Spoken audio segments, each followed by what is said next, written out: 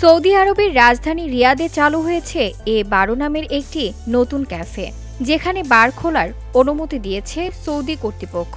দেশটির ইতিহাসে এটি প্রথমবারের মতো এমন কোনো প্রতিষ্ঠান যেখানে রিয়াদ ও বিভিন্ন ধরনের পানীয় পরিবেশন করা হচ্ছে, তবে এগুলো সম্পূর্ণ নন অ্যালকোহলিক, অর্থাৎ অন্য দেশের মতো এখানে মদ ও অ্যালকোহল বিক্রি করার সুযোগ নেই।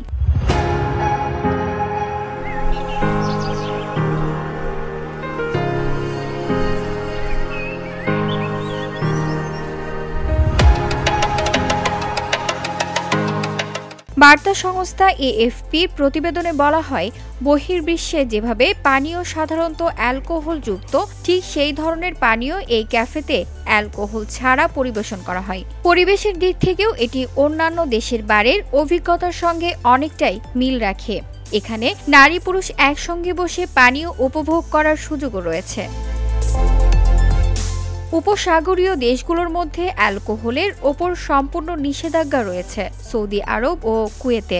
1952 সাল থেকে সৌদি আরবে মদ পান ও বিক্রি সম্পূর্ণ নিষিদ্ধ এবং তা অমান্য করলে কঠোর আইনানুগ ব্যবস্থা নেওয়া হবে। তবে আগামী বছর থেকে অমুসলিম বিদেশি কূটনৈতিকদের জন্য সীমিত পরিসরে মদের দোকান খোলার পরিকল্পনা রয়েছে সৌদি সরকারের।